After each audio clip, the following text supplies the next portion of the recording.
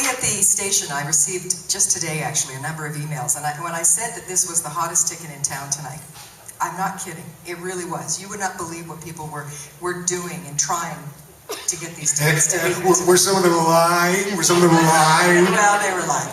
But you know, I got an email today from a woman who I'm not going to mention because it's a little personal, but she shared with us some intimate details about her life and about how you, for many, many, many, many years, you have been the force. You have been the person that has pulled her through some just horrific personal experiences with the songs that you write.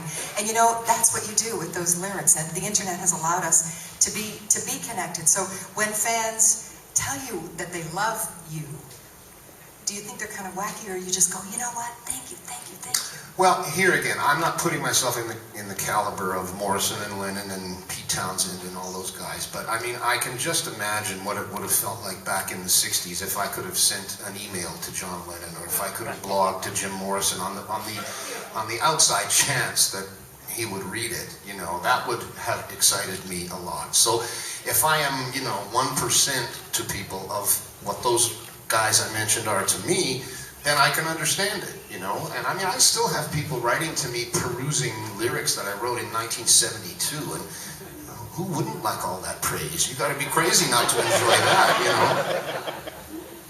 know. What is your favorite and most prized possession?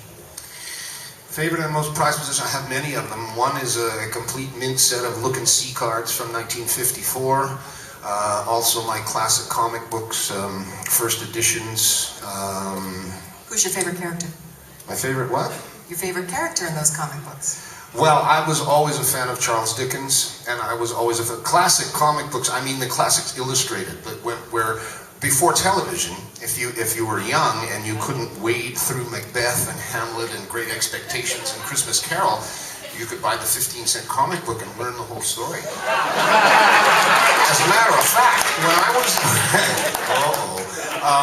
I was in grade 10, the midterm exam was on Macbeth. I hadn't read Macbeth, but the night before I went and bought the classic comic and skipped through it, and I still got 60 on the exam.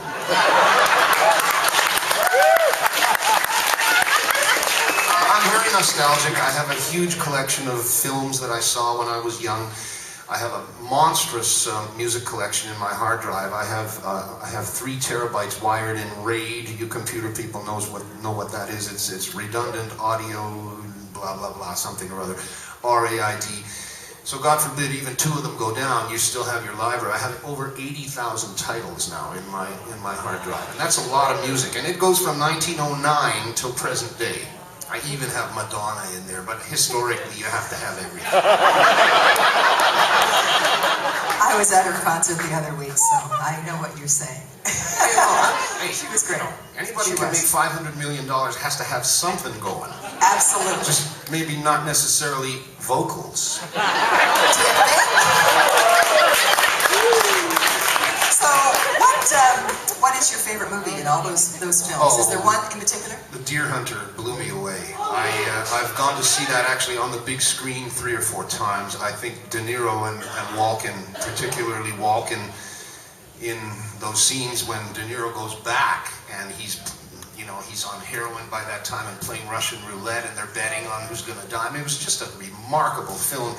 There was another scene in there which really emotionally wrung my heart when they had them in that bamboo cage where the water was up to their neck, and they just had a few spare Americans to play around with that afternoon, and they would make them go upstairs and spin the gun and play. I mean, it was just, it put a lot of that horror into perspective for me.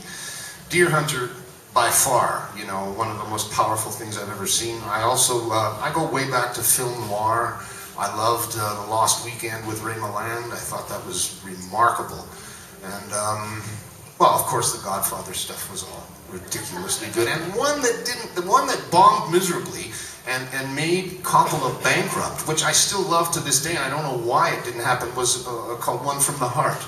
Tremendous film with Terry Garr, I think, and was it Terry Garr? I think, yeah. And Nastasia Kinski was in it. It was just a remarkable film, and it was, well, I see tons and tons of films. I just saw W last week in LA, and that, believe me, that's worth seeing. It's remarkable. It's tremendous. Josh Brolin is fabulous. Oh God, that's got Oscar written all over it. Absolutely. So in that, there were no really happy movies. Do you like any happy movies? There has to be one happy movie you like. The happiest stuff for me are the classic Warner Brothers cartoons. I love Foghorn Leghorn and Sylvester and Porky, you know, with his stuttering and spitting and Daffy Duck and Bugs and Elmer and all that stuff. I love those. I have every single one on DVD. I have a big collection of all the Warner Brothers stuff like this. Happy stuff, you know, you get enough of that on the 6 o'clock news. I mean, I don't run to see enlightening, happy films. I would rather see something that has some meat that you can really sink your teeth into. So, and well, the musical stuff was, I mean, Hard Day's Night, besides the fact that it was the Beatles, it was a tremendously crafted film. So, happy stuff, yeah, I liked Hard Day's Night. That was pretty happy. Speaking of the Beatles and some of those artists, is there anybody that you met that you were like completely blown, other than the night with Jim Morrison, over the years in all of your travels, is there anybody that you met that really impressed you? Well, I toured with the Ringo Starr All-Star Band in 1992 or 91. It was early 90s, and he was as down-to-earth as anybody you'd ever meet. And it was, well, that was pretty high-end.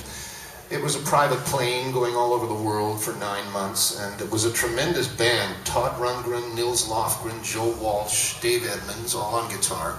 Timothy Schmidt from Eagles on bass. Timmy Capello from Tina Turner's band on various percussion and sax. And Ringo and Zach, his son Zach, both on drums. And then myself on keyboards and vocals. And we, my goodness, we had 8 singers, 2 drummers, and 4 guitar players. That was just remarkable. And we did one show in Toronto, and I'm still getting people commenting on that. It's almost 20 years ago.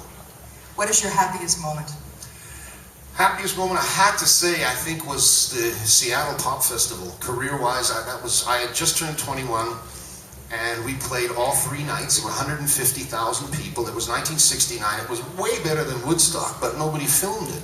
And for those 3 days, I got to meet and hang with and watch perform Led Zeppelin, The Doors, Chuck Berry, Bo Diddley, Ike and Tina Turner, Frank Zappa and the Mothers, Alice Cooper, The Youngbloods, Vanilla Fudge, The Flock, It's a Beautiful Day, Bo Diddley.